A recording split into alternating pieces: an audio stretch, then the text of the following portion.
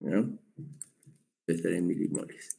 Entonces, para convertir a milimoles hay que dividir entre 18. Algunos laboratorios, como en el seguro, por ejemplo, ya los resultados nos dan en milimoles, ¿no? Entonces, en este caso, 540 entre 18, ¿no? Si quieren, hacen la prueba. Creo que sale 30, ¿cierto? 540 entre 18, 30, ¿no? 30 milimoles. Y la urea, ya no sé, la última recomendación es que es un valor muy pequeño que no se considera, ¿no? Porque generalmente sale 3, 4, 5, ¿no? O menos incluso, ¿no? Muy bien. ¿Alguna pregunta más? Ya saben todo. ¿Nos podría hacer un repasito sobre el tratamiento?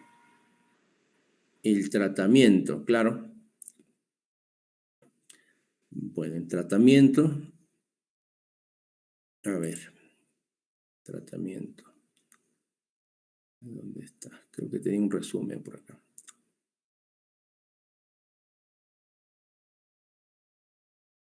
Resumen, a ver si en el resumen está.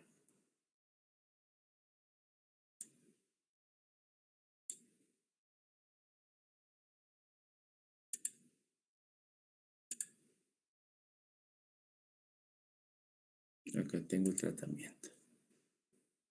Bueno, primero en tratamiento farmacológico, ¿no? Porque primero es la dieta y ejercicio, ¿no es cierto? En tratamiento en diabetes tipo 2, por si acaso, ¿ya? Porque en tipo 1, como dijimos por ahí, en tipo 1, acá creo que está, en tipo 1 el tratamiento siempre debe ser insulina, ¿no? En tipo 1, como hay deficiencia de insulina absoluto, hay que hacer, ¿no? Insulinoterapia, ¿no? Y hay que tratar de imitar la fisiología. De eso se trata el tratamiento en diabetes tipo 1. Y para imitar la fisiología utilizamos, ¿no?, todas las insulinas que tenemos, ¿no? Entonces, para crear esta insulina basal que normalmente todos tenemos, ¿no?, utilizamos insulinas de acción larga, ¿no?, o de acción intermedia, ¿no? Estas son insulinas nuevas, ¿no? Como han visto en el seminario, ¿no? Estas insulinas se han logrado, son análogos de la insulina, que quiere decir que son moléculas, péptidos parecidos a la insulina. Le han cambiado un aminoácido o le han extendido un ácido graso para modificar su farmacocinética. La NPH, por si acaso, es la insulina humana, H de humana, o sea, es exactamente igual a la insulina humana. Lo malo que su absorción es un poco irregular, fíjense, ¿no? O sea, no crea pues esta línea basal, ¿no? Pero sin embargo se ha utilizado por muchos años y seguimos utilizando. Se aprovecha este pequeño pico a veces para que coincida con el almuerzo, ¿no? Pero se debe usar la NPH 2 dosis, ¿no? O sea, una acá y otra por acá. Y las insulinas rápidas, ¿no? La R es la humana también, solo que esta está en hexámeros, pues, ¿no es cierto? A esta insulina le han agregado la protamina, ¿no? Al ligarse a esta proteína, su absorción es más lenta, ¿no? Por eso se hace intermedia. La regular, en cambio, es exactamente la insulina humana, ¿no? Pero se llama rápida, pero en realidad no es tan rápida, ¿no? Demora, como hemos dicho acá en la tablita, más o menos 30 a 60 minutos del inicio, dura 2 a 4 horas, ¿no? Perdón, el pico 2 a 4 horas y la duración puede ser hasta 4, 6 horas, ¿no? Acá está un poquito muy prolongado. Entonces, para hacer estos picos, antes usábamos la insulina R, ¿no? Pero para que haga efecto, teníamos que hacer coincidir el pico de la insulina con la comida, ¿no? Porque obviamente cuando comemos, ¿no?, cuando empezamos a comer, ahí comienza a levantarse el pico de glucosa. Entonces, había que usarla, como dice acá, 30 a 60 minutos antes, ¿no? 30 a 60 minutos antes. Entonces, usamos esta insulina rápida, ¿no? Pero después surgieron estas otras insulinas, ¿no? Que son ultra rápidas, que son análogos también, ¿no? También, como han explicado sus compañeros, son cambios en los aminoácidos, ¿no? Para que su absorción sea mucho más rápida, ¿no? De tal forma que con estas insulinas, ¿no? La absorción es más rápida, ¿no? El tiempo de inicio es, mire, 5 a 15 minutos, de tal forma que no hay que estar calculando 30 a 60 minutos antes de cada comida, sino se puede poner justo antes, durante, e incluso terminando de comer, ¿no? Esto es importante, esto se usa en diabéticos tipo 1, porque en diabético tipo 1, repito, hay que tratar de imitar, ¿no? Hay que tratar de imitar la fisiología. Diabético tipo 1. Perdón un ratito, tengo que marcar la asistencia.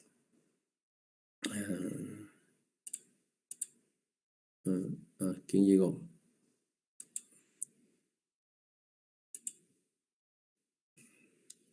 Ya, denme un minutito, voy a marcar mi asistencia.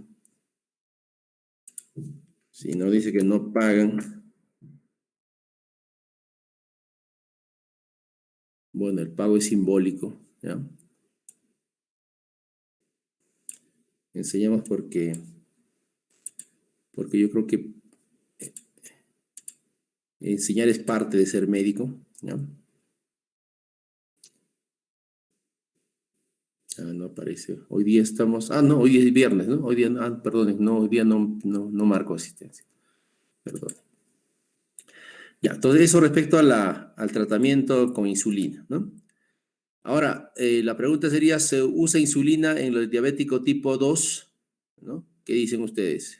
A ver, contesten, por favor, de paso que Sí, chatean. doctor. Sí se usa. Sí, doctor. ¿Pero se usa de inicio? No, doctor. No, doctor. Se usa cuando no ya responde a los tratamientos. Exacto. responde. Lo primero es usar antidiabéticos orales, ¿no? Orales, perdón. Voy a compartir toda la pantalla otra vez.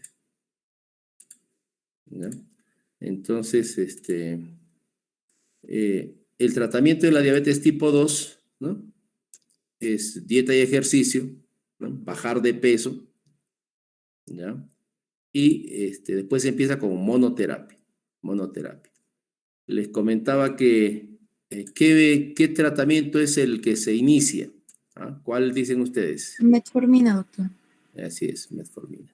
Antes de pasar a diabetes tipo 1, bueno, esto ya lo hablaron sus compañeros del seminario. Actualmente, para imitar esto, se está haciendo esto, ¿no?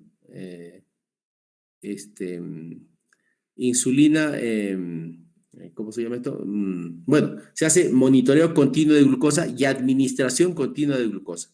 Sus compañeros en el seminario de falla de insuficiencia renal, tratamiento de diabetes de insuficiencia renal, al final han concluido que la mejor manera de hacer un control en estos diabéticos renales es ponerles un monitoreo continuo de glucosa. Acá está. Pero además de esto, actualmente se está haciendo una bomba de infusión, ¿no?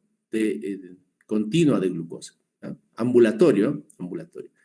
Entonces, esto por si acaso le está ganando al trasplante de páncreas. Antes estaban bastante interesados en hacer el trasplante de páncreas, pero parece que los ingenieros nos van a ganar.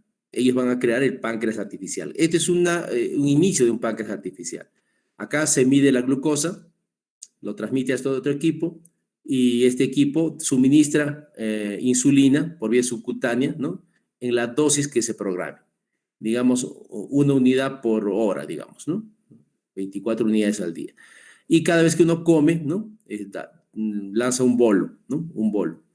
El siguiente paso es que primero esto se hace manual, o sea, yo veo mi glucosa y lanzo el bolo, pero después lo que se está trabajando es que detecta elevaciones de glucosa y lanza el bolo, ¿no? Automáticamente, ¿no? Esto es el páncreas artificial, ¿no? Este es páncreas artificial, esto es, ¿no? Esto de acá. Entonces, detecta la glucosa y va suministrando insulina. Esto se viene.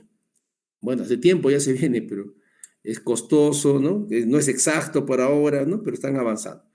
Respecto a la diabetes tipo 2, como les dije, monoterapia, el fármaco de elección, creo que lo tengo por acá.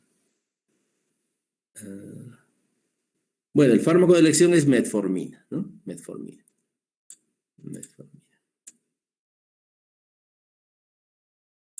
Acá en clases creo que tratamiento, perdón, terapia farmacológica.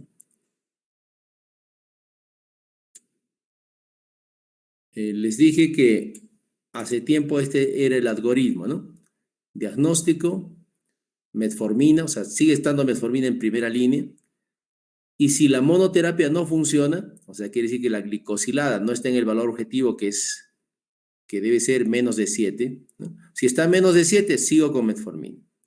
Hay que recordar que la diabetes es progresiva, o sea, con el tiempo, generalmente usan metformina los diabéticos de los primeros años, ¿no? Primer año, segundo año, dependiendo cuánta dieta hagan, dependiendo del primer paso, ¿no? La metformina suele durar 1, 2, 3, 4, generalmente 4 o 5 años ya no es suficiente. Entonces la glucosa comienza a subir. Depende mucho de la dieta y ejercicio. Si sube más de 7, bueno, les decía, antes teníamos solo 3 medicamentos. O sea, ya pasar a insulina, combinar metformina con insulina, metformina con sulfonilurias y metformina con glitazonas. Eso era 2006. Pero se han logrado sintetizar muchas drogas más. Creo que están acá. Acá están los grupos, ¿no? En mis años de estudiante e incluso de residente solo tenía estos, sulfonilurias y biguanidas. Dentro de las biguanidas está la metformina, las sulfonilurias teníamos la glibenclamida o gliburide, así se llama en los Estados Unidos, es lo mismo, y la glimepiride, ¿no? Glimepiride. En los últimos años se lograron sintetizar más drogas, ¿no? Estas glitazonas, que si ustedes recuerdan, les dije la historia de estas glitazonas, ¿no? Que se sintetizaron 2 hasta 3, ¿ya? La troglitazona, la rosiglitazona y la pioglitazona. Las 2 primeras salieron, ¿no? Por efectos adversos. La troglitazona dio hepatotoxicidad y la rosiglitazona, ¿no? Si ustedes recuerdan, ¿recuerdan quién es el investigador que hizo el estudio de rosiglitazona, donde demostró que aumentaban el riesgo cardiovascular? ¿Recuerdan? A ver, si el que recuerda lo pone. Bueno, no, eso no entra en el examen, pero... ¿no? Y salió del mercado rosiglitazona, ¿no? Quedó pioglitazona, ¿no? Actualmente se usa, ¿no? Después salieron estos, los DPP-4, ¿no? Que son varios en realidad. Acá solo hay 2, sitagliptina, linagliptina, pero hay más, me parece, terapia farmacológica. Acá están, ¿no? DPP-4, ¿no? Estos actúan a nivel de sistema incretina, ¿no? Son inhibidores de la enzima que degrada estas incretinas.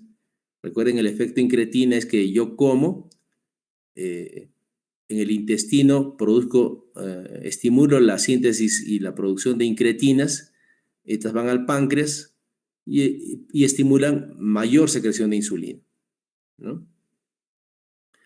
Les mostré el efecto incretina, acá está, ¿no? Que cuando yo administro glucosa por vía endovenosa, ¿no? Obtengo una respuesta de este tipo de la célula beta. Pero si yo consumo por vía oral, el efecto es mayor. Esto es debido al efecto incretina, ¿no? Entonces se ha aprovechado este efecto incretina, ¿no? Para, digamos, sobreexpresar estas incretinas, ¿no? ¿Cómo las sobreexpreso? Inhibiendo su degradación, ¿no? Inhibidores de DPP-4, ¿no? Y eso hace que se estimule más la célula beta, ¿no? Y obviamente tenga un efecto terapéutico. Estas son ¿no? las DPP-4, las que actualmente tenemos. Son muy buenas, ¿ya? Yo utilizo bastante. Tienen varias ventajas sobre las sulfonilurias, que las sulfonilurias, si recuerdan, tienen un efecto permanente sobre la célula beta. ¿Dónde están las sulfonilurias? Acá creo. Estas son las glitazonas, sulfonilurias, por ahí están. Tiene un efecto permanente, ¿no? Estas son glitazonas, perdón. No, creo que estaba más arriba. El mecanismo de acción de las sulfonilurias. ¿Dónde se me perdió? Este es, ¿no? Las sulfonilurias cierran los canales de potasio, ¿no? En forma permanente. O sea, este es fármaco dependiente. O sea, mientras la sulfoniluria está en la sangre, está cerrando el canal de potasio. O sea, todo el tiempo la célula beta está cerrando el canal de potasio, ¿no? De acuerdo a la dosis o a la sulfoniluria. Y todo el tiempo la célula beta está sobreestimulada para que produzca insulina, ¿no? Todo el tiempo, ¿no? Es por eso que las sulfonilurias tienen más riesgo de hipoglicemias. En cambio, las DPP-4 actúan, obviamente, estas incretinas se liberan solo cuando yo como, ¿no? Entonces es una gran ventaja, ¿no? Entonces solo como y se activan las incretinas, farmacológicamente inhibo su degradación y estimulan a la célula beta. Entonces solo cuando como. Si uno no come, no hay incretinas, por tanto el fármaco no tiene sustrato, no tiene dónde actuar, ¿no? No hay incretinas, por tanto el efecto es nulo si no como. Esto hace que este sea también un secretagogo, o sea, secretagogo quiere decir que estimula la producción de la célula beta, de insulina, pero a la vez lo hace solamente cuando uno come. Entonces, esto hace que estos fármacos sean menos peligrosos, no están estimulando todo el tiempo la célula beta y por tanto solo actúan prácticamente cuando uno come. Entonces, eso hace que tengan menos riesgo de hipoglicemia, ¿no? Después surgieron, bueno, después están los análogos de GLP, ¿no? Dijeron, vamos a hacer una molécula igual a una GLP, que es el péptido, que es una incretina, ¿no? Y dieron estos medicamentos. Lo que hay que recordar en todos estos medicamentos es que su administración, a ver, vamos a ver. Después surgieron los SGLT2, cuyo mecanismo de acción es inhibir este transportador de glucosa, ¿no? A nivel renal. Lo que hace este medicamento es hacer que la glucosa que pasó por el glomérulo, que está en exceso porque es diabético, ¿no? Ya no regrese al torrente, sino se inhibe este transportador y por tanto la glucosa, ¿no? Se va con la orina. En este grupo de fármacos vamos a tener siempre glucosa en orina, ¿no? Y son bastante potentes, ¿no?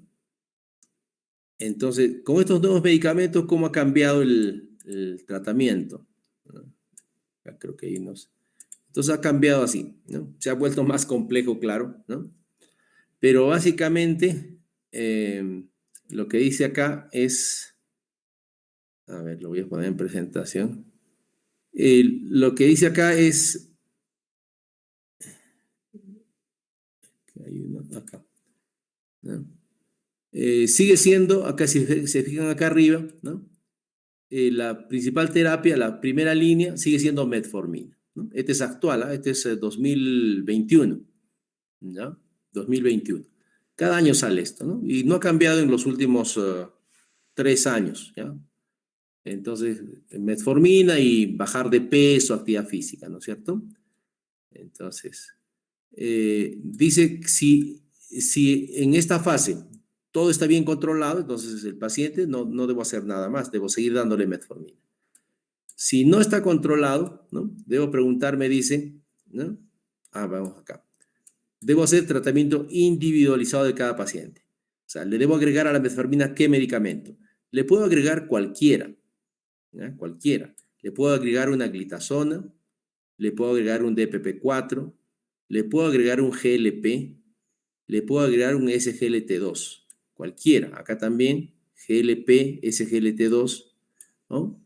O le puedo agregar una sulfoniluria inclusive, sulfoniluria o glitazona. Le agrego la metformina. O sea, estoy con mi metformina en dosis máxima, obvio, ¿no? Dosis máxima es 2.500 miligramos. Entonces, ¿cómo decido qué agregarle? Bueno, por ejemplo, en el seguro, yo trabajo en el seguro, ¿no? Y imagino también que en el ministerio, No tenemos más opción que la metformina y la glibenclamida y las insulinas. No hay otra opción. Entonces, ¿qué hago con el paciente? Le doy metformina y sulfoniluria. Acá está. Y si con eso logro controlar al paciente, perfecto, lo dejo con esta dosis, ¿no? Acá dice, cuando el costo es el principal problema, ¿no? Hable Perú, ¿no? ¿Por qué? Porque el Seguro Social solo tiene estos dos medicamentos, porque obviamente estos son más caros también, ¿no? Y el seguro, bueno, no compra estos medicamentos. Bueno, aunque ahora empezó a comprar, pero con algunos requisitos. Entonces, si el paciente logra controlar con esto, perfecto. Si no logra controlar, entonces se puede agregar una metformina, no una, sino 3 metforminas, sulfonilurias en dosis máxima, y se le podría agregar una glitazona, ¿no? Una glitazona. O si agregué sulfoniluria, le agrego una sulfoniluria, glibenclamida, ¿no es cierto? Y si estoy con triple medicación y no controla, le agrego insulina, ¿no? ¿Qué se agrega? Generalmente basales, insulina basal. Acá está, ¿no? Insulinas basales. Si el paciente ya no controla con estos medicamentos. Otra cosa, generalmente cuando se agrega insulina, se está asumiendo que el paciente ya no tiene producción de insulina. Por tanto, a veces se retira las sulfonilurias. O sea, el paciente puede estar con metformina, glitazona e insulina. O solo metformina e insulina, ¿no? Se agrega basales. O sea, acá no se utiliza el esquema bolo-basal, se empieza con basales. Porque se asume que todavía tiene un poquito de insulina el paciente, todavía hace pequeños picos, ¿no? Y lo que apoyamos es en insulina basal, ¿no? Muy bien.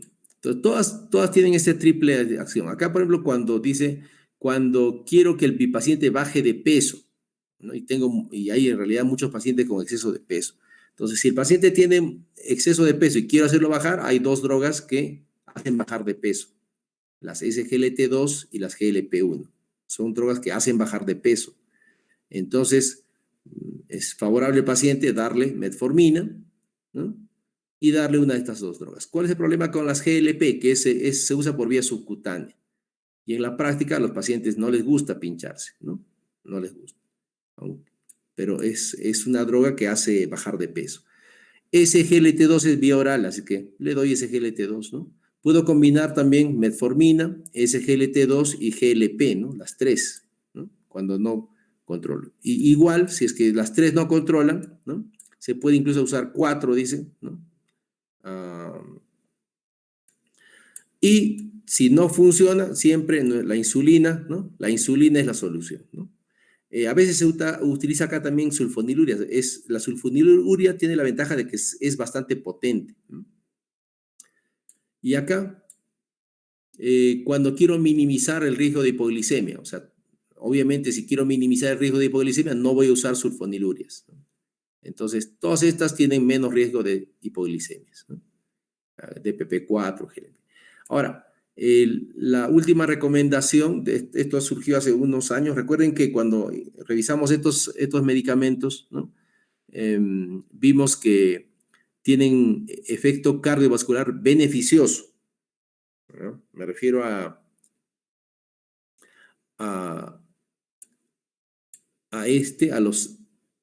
este es riñón. Me refiero acá, a la empaglifosina, que es un SGLT2, ¿no? Que cuando se hizo el control con placebo, ¿no? Resultó que disminuye los eventos cardiovasculares, muerte cardiovascular, ¿no? Entonces, era beneficioso para el corazón. Tanto los SGLT2 como los análogos de GLP, ¿no? Liraglutide, que es un análogo GLP. Entonces, como son beneficiosos para el corazón, entonces se dijo, si el paciente tiene un evento cardiovascular, o sea, ha tenido infarto o stroke, o incluso insuficiencia arterial periférica, se recomienda a la metformina agregarle estos medicamentos, ¿no? GLP o SGLT2. Y si tiene ya daño renal, ¿no? Se recomienda agregar SGLT2 porque este ha demostrado beneficio respecto a los pacientes que están empezando a hacer nefropatía. Actualmente todavía hay muchos estudios que están corriendo para ver si realmente protege el riñón y cuánto lo protege, ¿no? Entonces, así se va haciendo en la terapia, se va sumando fármacos, ¿no? Este es lo mismo, ¿no? Se va usando 2, 3, 4, hasta 4 medicamentos. Finalmente se usa insulina, ¿no? Insulina. Yo les lancé esta pregunta: ¿cuándo se usa insulina en pacientes con diabetes tipo 2? Es cuando ya el tratamiento, ¿no?, doble o triple, no funciona. También en el seminario se ha revisado que hay algunos medicamentos que tienen contraindicación de acuerdo a la falla renal que tenga. Por ejemplo, las sulfonilurias, la glibenclamida, no se debe estar contraindicada cuando hay falla renal, ¿no? Muy bien, ¿algo más? ¿Alguna duda?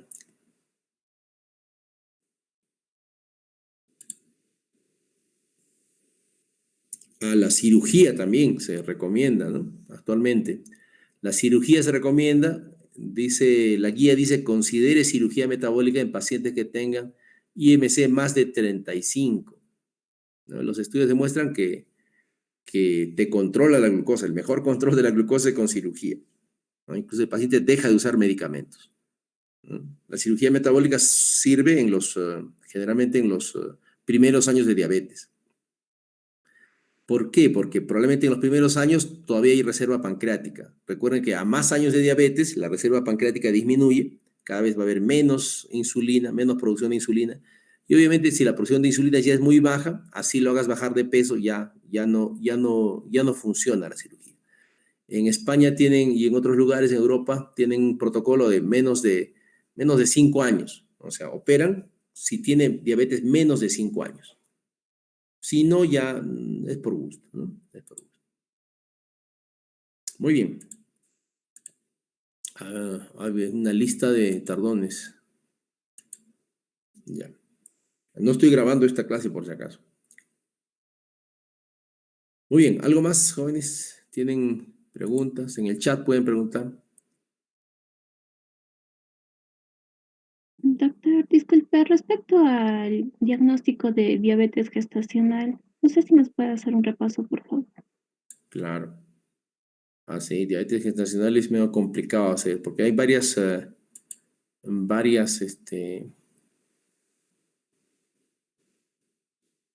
manejo, terapia. En resumen, creo que está. A ver, voy a ver.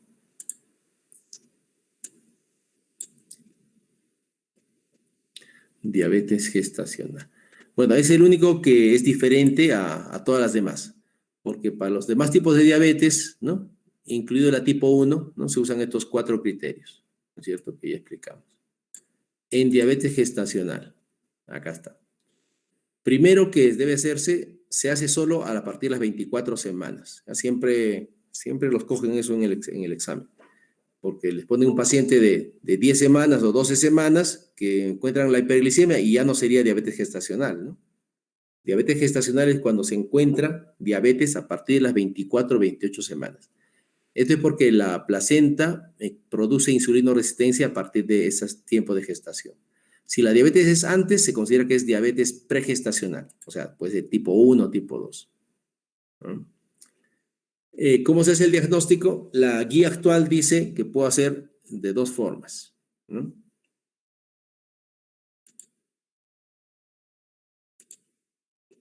Entonces, hay una forma que se utiliza que dice que a toda paciente con riesgo de diabetes gestacional, que por cuestiones, bueno, los factores de riesgo son que tenga obesidad, ¿no?, que tenga familia con diabetes, que tenga ovario poliquístico, que tenga antecedente de pérdidas, abortos, ¿no?, antecedente de malformaciones congénitas, que sea de razas que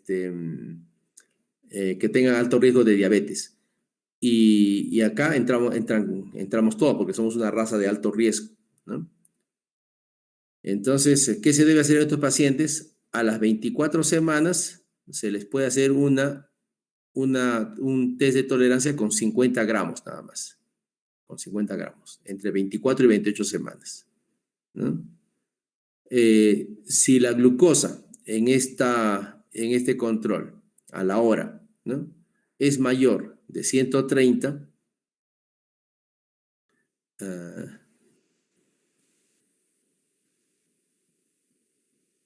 a la hora, 2 horas o 3 horas, se hace a la hora, ¿no?, más de 130, entonces se procede a hacer el test con 100 gramos, ¿no?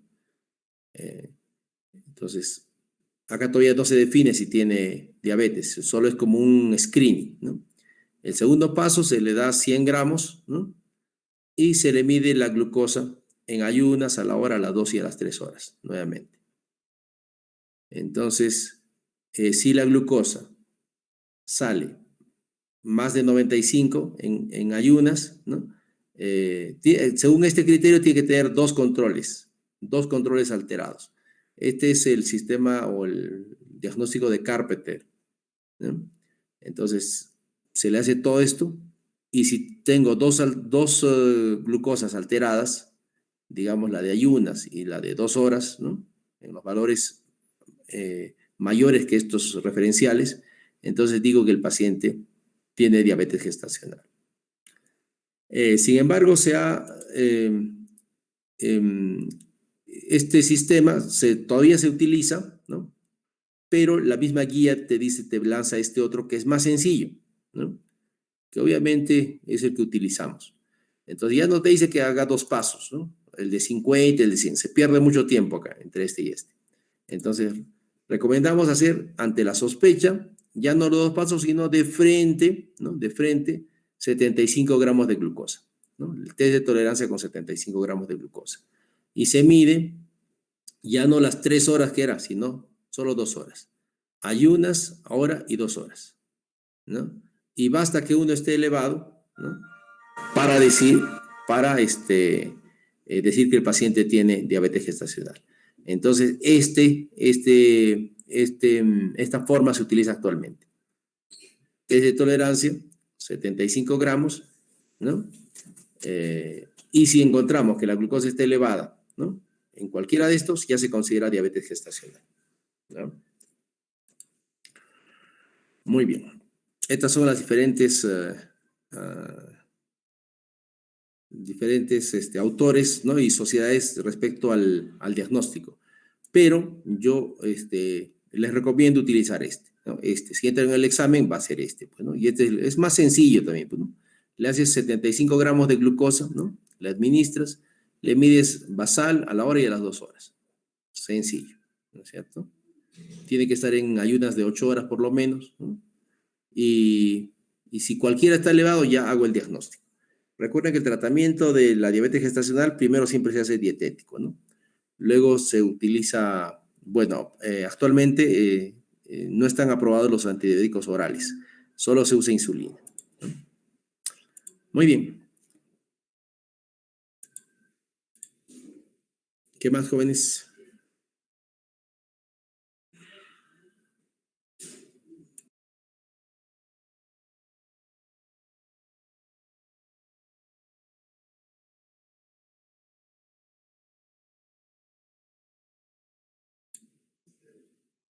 ¿Algo más, jóvenes?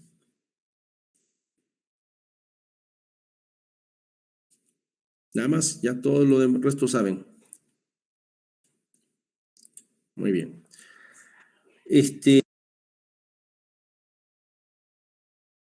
Bueno, como nos quedan unos minutos, igual vamos a avanzar, ¿ya? Vamos a avanzar tiroides, ¿ya?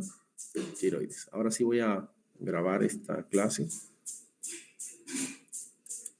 ¿O tienen algo más? A ver, hablen ahora. O callen para siempre. Doctor, ¿podría avanzar, por favor, la de complicaciones de la diabetes? Complicaciones, claro. A ver, Por favor. Gracias, doctor. Complicaciones. A ver, en el resumen puede estar. Bueno, complicaciones, hay que recordar. Estamos hablando. Sí.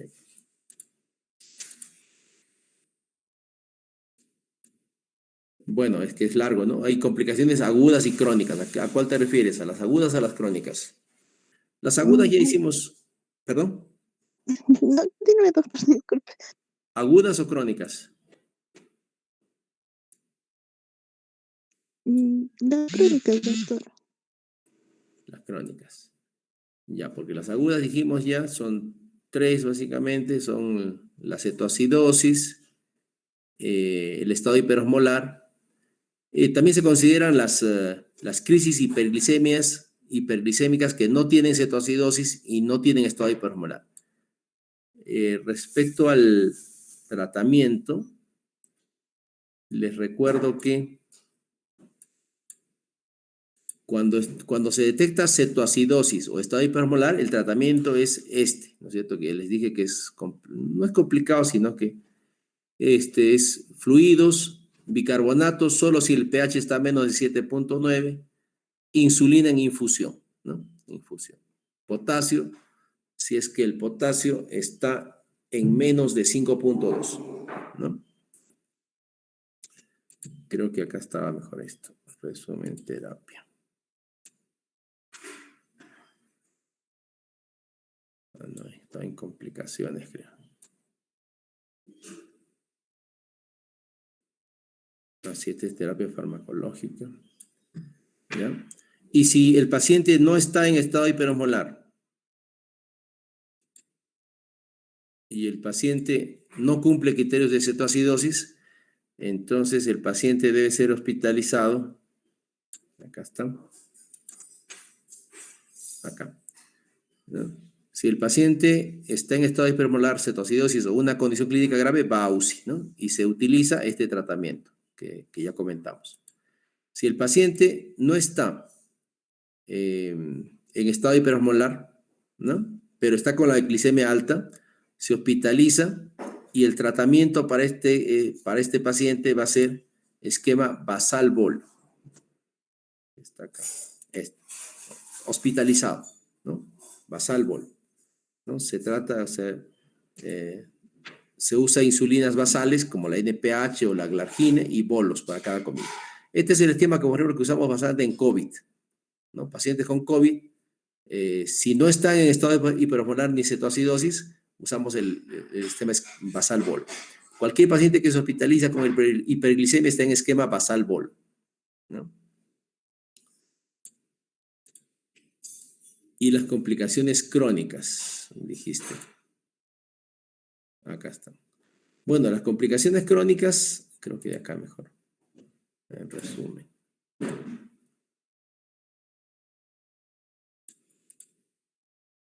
En general se dividen en macrovasculares y microvasculares, ¿no? Esta es una clasificación muy antigua que ahora se sabe que no es exactamente una complicación vascular, hay múltiples factores, ¿no? Pero bueno, se siguen llamando así. Macrovasculares, stroke o DCBs o desórdenes cerebrovasculares, infarto o enfermedad coronaria. El infarto está provocada por enfermedad coronaria. Insuficiencia arterial periférica, son las 3. Dentro de las microvasculares, retinopatía diabética, nefropatía diabética y neuropatía diabética. Es largo esta parte. Dentro de neuropatía tenemos la neuropatía sensitiva, que es la más común, motora, neuropática, porque tengo otras diapositivas al respecto. Aplicaciones.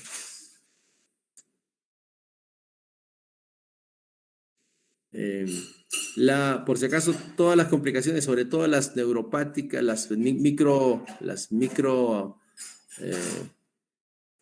microvasculares, están asociadas a la hiperglicemia, ¿no? Acá hay un resumen de las neuropáticas, ¿no? La más frecuente, la polineuropatía distal. También hay las mononeuropatías, ¿no? Radiculopatías. La autonómica es bastante frecuente y afecta al sistema cardiovascular, gastrointestinal, genitourinario, ¿no? Piel. Dentro de las cardiovasculares tenemos la taquicardia sinusal y la hipotensión ortostática como las más frecuentes. Y dentro de las gastrointestinales tenemos la gastroparesia diabética, enteropatía diabética. Dentro de las geniturinarias tenemos la vejiga neurogénica, disfunción eréctil. Todas son alteraciones, pues, causadas por un desequilibrio entre el sistema simpático y parasimpático, ¿no? En la piel hay anhidrosis o hiperhidrosis muchas veces, ¿no? El diagnóstico se hace, bueno, acá están los ejemplos de las polineuropatías, ¿no? Distales generalmente, ¿no? Alteraciones sensitivas, pacientes se quejan de punzadas, ¿no? Hormigueos, parestesias en general, ¿no? Y muchas veces son dolorosas, ¿no? Esta neuropatía puede ser solamente disestésica, o sea, parestésica, perdón, ¿no? O dolorosa, ¿no? El paciente se queja de dolor. Es muy fastidiosa la neuropatía. Muy frecuente también, hasta en 80% de la población. ¿Cómo se hace el diagnóstico de la neuropatía diabética? ¿No? Tenemos el monofilamento, las vibraciones, el test de Michigan para diagnóstico de neuropatía, ¿no? La consecuencia de la neuropatía, el pie diabético, ¿no? Respecto a la nefropatía, ¿no? La nefropatía, la clasificación actual es la de Mogensen, ¿no? Estadio 1 al 5, y cómo se detecta con la albúmina en orina, ¿no? La albúmina sirve para detectar a partir de estadio 3, ¿no? La albúmina en estadios 1 y 2 está normal, ¿no? Recuerden que en estadio 1 hay un estadio de hiperfiltración que no es detectable clínicamente. El estadio 2 es una alteración en la membrana basal que tampoco es detectable clínicamente. Se podría saber a través de una biopsia, pero no se hace habitualmente biopsia a los pacientes que sospechan nefropatía. Porque si tiene diabetes, si tiene alteración, entonces obviamente estamos hablando de una nefropatía diabética, ¿no? Recuerden que la biopsia sirve para esclarecer el diagnóstico. Pero si tengo diabetes y tengo ya signos de albúmina, ya está hecho el diagnóstico. No necesito biopsia. Salvo esté sospechando de otra glomerulopatía concomitante que el paciente tenga, que puede ser también, ¿no? Y utilizo básicamente la albúmina, ¿no? La albúmina en orina. Y tengo 3 formas, les dije, pero estas 2 son las que más se utilizan. Orina de 24 horas, o sea, pedir albúmina en orina de 24 horas, albúmina en la orina, o el índice albúmina creatinina. Entonces, obviamente, menos de 30 es normal, norma albuminuria. De 30 a 300, ¿no? Se dice que ya está haciendo microalbuminuria, o también se llama estadio incipiente de la nefropatía, y se clasifica en grado 3. O el índice, que es una tasa, es una relación, miden la albúmina en la orina y la creatinina en orina, la dividen y te va a dar un valor, ¿no? Si está entre menos de 30 es normal, de 30 a 300 ya está en estadio 3. Esto se debe hacer por si acaso por lo menos 2 veces. 2 veces. Hay algunos factores que pueden alterar esta relación.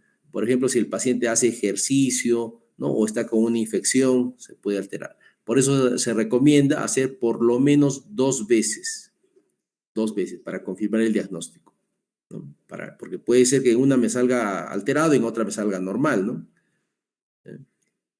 Y el estadio 3 cuando está más de 300, ¿no? Ya se considera proteinuria. Y estadio 5 cuando ya, además de esto, de la proteinuria, el paciente comienza a hacer una insuficiencia renal terminal, ¿no? Esa es la clasificación. Acá era para recordarles que hay una clasificación, además de la de Mogensen, existe una clasificación por filtración glomerular. Esta se hace en realidad para cualquier nefropatía. Cuando he hecho nefrología les han enseñado esta tabla, ¿no?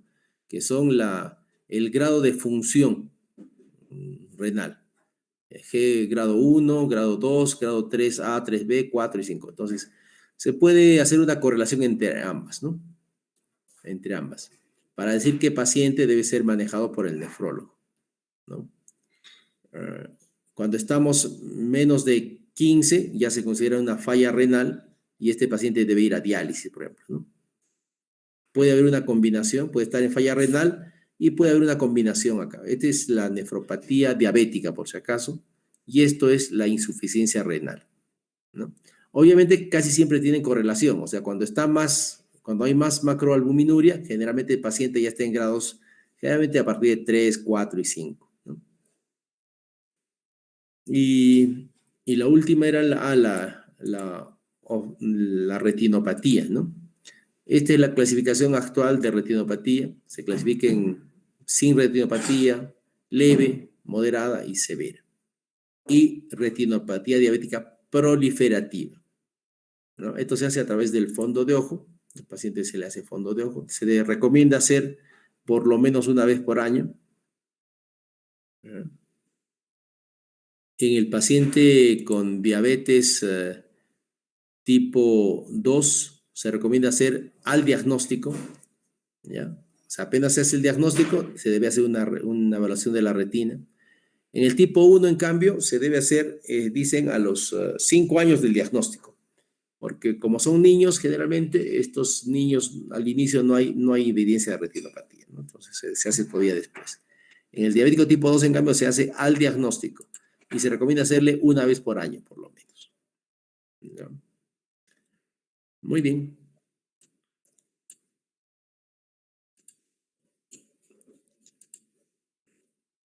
Ok, ¿algo más, jóvenes? Doctor, para poder realizar un diagnóstico en diabetes, ¿qué tenemos que tener en consideración, por favor? Perdón, no te escuché bien. En diagnóstico de diabetes, por favor, doctor. En el diagnóstico. En el diagnóstico de diabetes tipo 2.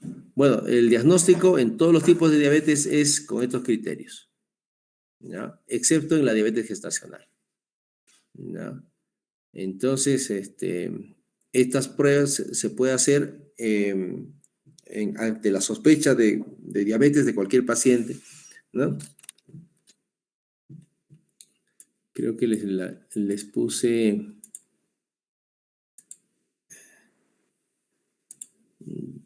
Bueno, estos son los criterios diagnósticos, ¿no? Hay que recordar que en los primeros, acá en los 3 primeros, o sea, cuando se mide la glucosa en ayunas, el test de tolerancia, la hemoglobina glicosilada, se debe repetir por lo menos 2 veces. ¿No? Debe repetirse por lo menos 2 veces en estos, ¿no? 2 veces. Pero puedo combinar, o sea, si un paciente llega con una glucosa de, digamos, 130, ¿no? Entonces yo puedo pedirle una glicosilada. Y si la glicosilada me sale más de 6.5, ya tengo 2 valores. 130 acá y 7, digamos acá. Entonces ya tiene diabetes. Así esté asintomático. También podría pedirle 2 glucosas. O sea, una me sale 130, y le digo, hágase nuevamente al día siguiente y me sale 140, digamos. Entonces ya tengo 2. Entonces ya tiene diabetes, ¿no? Tiene que ser 2 de cualquiera de estos. O viene un paciente, me sale 130. Le hago un test de tolerancia y a las 2 horas me sale 220. Entonces ya tengo 2.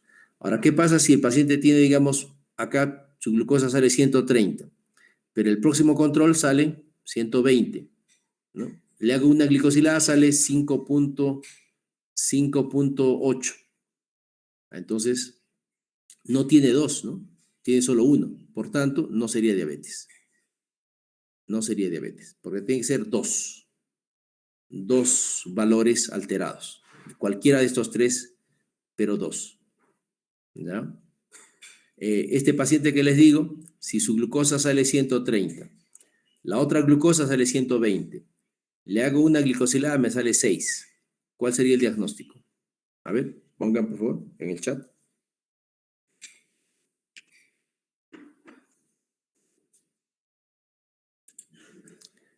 Ya les voy adelantando, no sería diabetes. ¿Están ahí, jóvenes? Ya, escriban. Sí, doctor, sí estamos.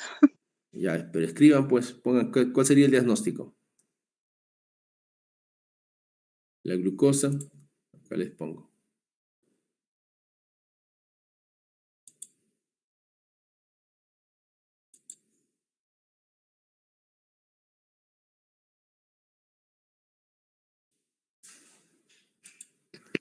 Doctor, una consulta. Dijo 2 repetidas, ¿no? O sea, tiene que ser 2 de cualquiera de esos 4 o puede ser también 2 pero repetidas, ¿verdad?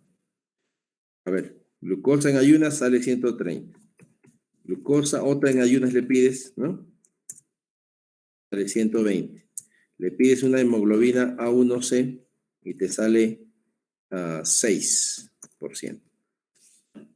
¿Este paciente tiene diabetes o no? No. No tiene. ¿Por qué? Porque solo tiene una glucosa más de 126, ¿no? Que es esta, 130.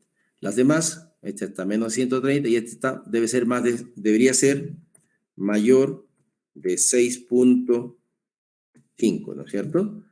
Entonces, la conclusión de este paciente no tiene diabetes, pero tiene algo, claro, porque recuerden que la glucosa les dije, ¿no? Lo normal es menos de 100, ¿no? Y en la glicosilada menos de 5.7. Entonces, este paciente tiene acá más de 100, las dos, y acá tiene 6.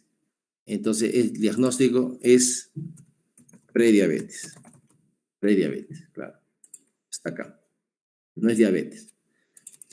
Ahora, si el paciente le sale 130 acá, 120 su otra glucosa, y su glicosilada le sale 7, ¿no? ¿Este paciente tiene diabetes o no? Sí Sí. tiene, doctor. Claro, sería 1 y 2, ¿no? Dos valores alterados, ¿no? Entonces, para estos 3 primeros criterios se debe utilizar 2, ¿no? Como les he mostrado. Ahora, este último, que es la glucosa random, quiere decir en cualquier momento, ¿no? Que sea más de 200, ¿no? Y que tenga síntomas clásicos, ¿no? Entonces, si el paciente llega a la emergencia, tiene la glucosa a las 10 de la mañana o a las 10 p.m., ¿ya? Y le sale 350. Y dice que tiene sed, tiene baja de peso, está orinando mucho, dice, ¿no? Dice, doctor, las hormigas vienen a mi orina. ¿Tiene diabetes o no? Solo con esta glucosa. Solo tú la recibes en emergencia en la noche. ¿Tiene diabetes o no? A ver, respondan, ¿sí o no? Exacto, sí tiene, ¿no es cierto? Sí tiene diabetes. Basta una glucosa con síntomas. En este caso, en este último, no se requiere repetir, ¿no? ¿No? Según la guía. Tú puedes repetirle, claro, al día siguiente le tomas otra vez, ¿no? Pero ya tiene diabetes este paciente. Ahora, el hecho es qué tipo de diabetes tiene. Puede ser que tenga diabetes, cualquiera de estas, pues la que vimos, a ver, diabetes. Puede ser que tenga diabetes tipo 1, tipo 2, gestacional ya está aparte, ¿sí? O tiene otro tipo de diabetes, ¿no? Entonces, capaz ha estado usando dexametasona los últimos días. Entonces sería, a ver, si este paciente, además me dice, a ver, está usando dexametasona. Su vecino le ha aconsejado dexametasona, ¿no? Porque le he dicho, he escuchado que la dexametasona sirve para el COVID, ¿no? Y como sabemos, sí sirve, pero en fase inflamatoria. Pero los pacientes pues se ponen, se inyectan, se toman la pastilla. Entonces, si este paciente usa dexametasona y está a 350, ¿no? Lo más probable será que sea una diabetes por corticoides. Es diabetes, pero por corticoides, ¿no? ¿En este paciente tendrá diabetes tipo 2? No.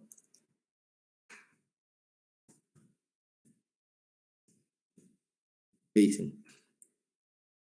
¿Tendrá diabetes tipo 2? A ver. No contestan.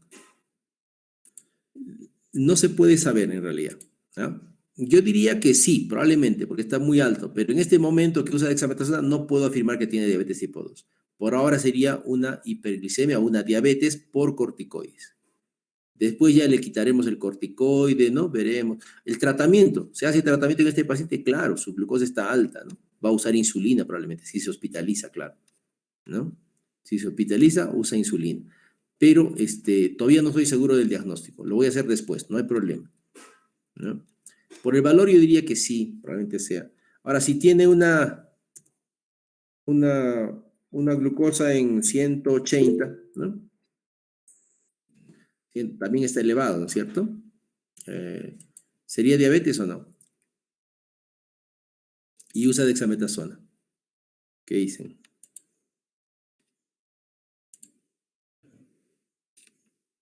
No, exacto. ¿No?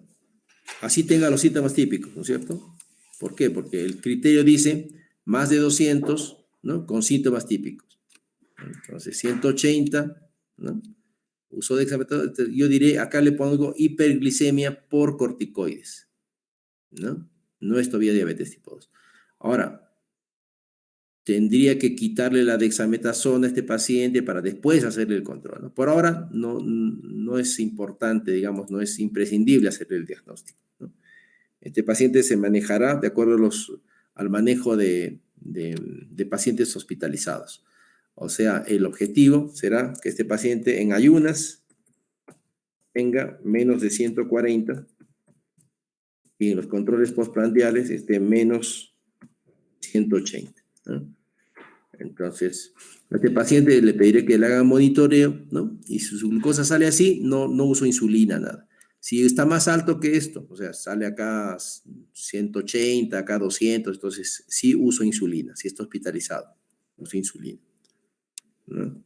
Si es ambulatorio, si es un paciente ambulatorio, ¿qué haría? Nada, le digo que suspenda la dexametasona, salvo que sea imprescindible, ¿no? Que esté usando por algún motivo, por una condición médica que requiere. Le quito la dexametasona, ¿no? Y le pido que se mida otra vez la glucosa, ¿no? En una semana. Y ahí voy viendo, si va cayendo la glucosa, era por corticoides. Si no cae, capaz, si en una semana o 2 semanas que el paciente ya no usa corticoides y la glucosa me sale 150, ¿no? Entonces, este paciente tendrá diabetes tipo 2. ¿Qué harías con este paciente? ¿No? El corticoide tiene un efecto residual, sin embargo, ¿no? O sea, podría ser todavía por efecto. Este valor no valdría. ¿Por qué? Porque está bajo efecto de corticoide. Si a las 2 semanas me sale 150, le repetiría, ¿no? Otra glucosa, ¿no? Y me sigue saliendo alto, 130. Entonces sí, digo, este paciente tiene diabetes tipo 2, ¿no? Ya fuera de corticoide, ¿no? Muy bien. Ahora sí, bueno, ahora sí acabamos, creo, ¿no? Muy bien, ya jóvenes, listo. Ok. Ya, nos vemos el martes, entonces avanzamos, pues ya, avanzamos clases el martes. Y el martes en la noche tienen examen. O si no... Doctor, una consultita. Sí. Si tomo, por ejemplo, la hemoglobina, le digo la glucosa glicolizada, y me sale, por así 6, 7, ¿a cuánto tiempo debería tomarle una más? ¿A la semana o al día siguiente? Sale 6.7, ¿no? Ajá. 6.7, ¿no es cierto? Ya sería diabetes. No, lo que puedes hacer en este paciente, sale 6.7. ¿Qué le harían? ¿Qué le harían ustedes? Más fácil. ¿Por qué? Porque esta glicosidad, recuerden que tiene un valor de lo que está pasando los 3 últimos meses, ¿no? O sea que esto no va a cambiar, probablemente en un mes por lo menos no va a cambiar, ¿no? No va a cambiar, porque está midiendo a los eritrocitos. Al día siguiente los eritrocitos son los mismos, ¿no? Recién al mes van a morir algunos seguro, ¿no? Y puede cambiar. Entonces, ¿qué le pedirían a este paciente? Si les llega un paciente así, ¿qué le pedirían?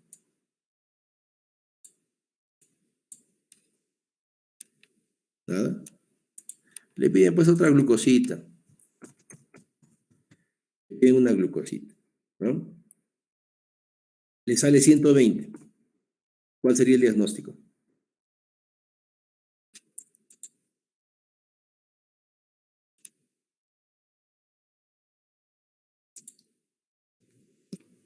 No diabetes.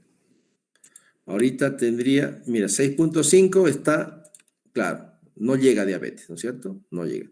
Entonces yo puedo pedirle otra más, pero con esto diría, si no llegó acá, y bueno, acá no llegó 120, acá se pasó un poquito, yo diría que es prediabético, ¿no? O sea, estrictamente no tiene 2 controles, no sería diabético todavía, pero como está en el rango superior y 120, yo le digo que es prediabético al paciente, ¿no?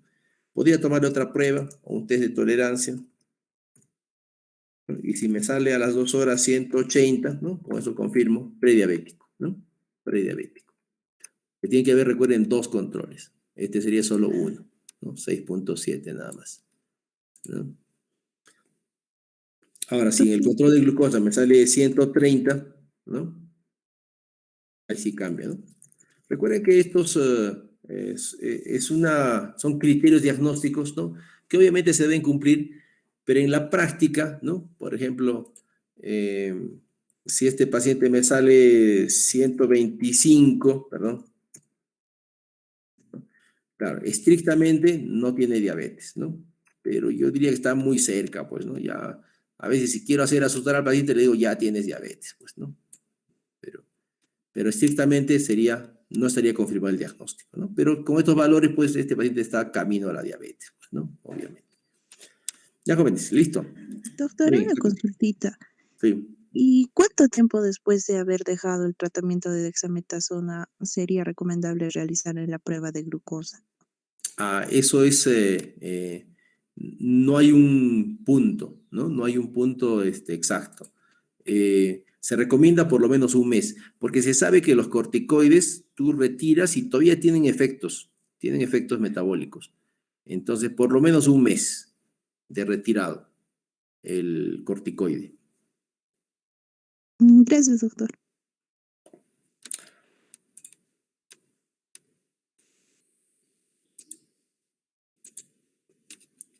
Ya, jóvenes, listo. Muy bien. Ok. Ya, jóvenes, que tengan buen día.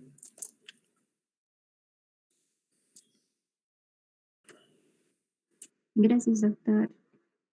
Gracias, doctor. Tenga buen Gracias, día. doctor. Gracias, doctor.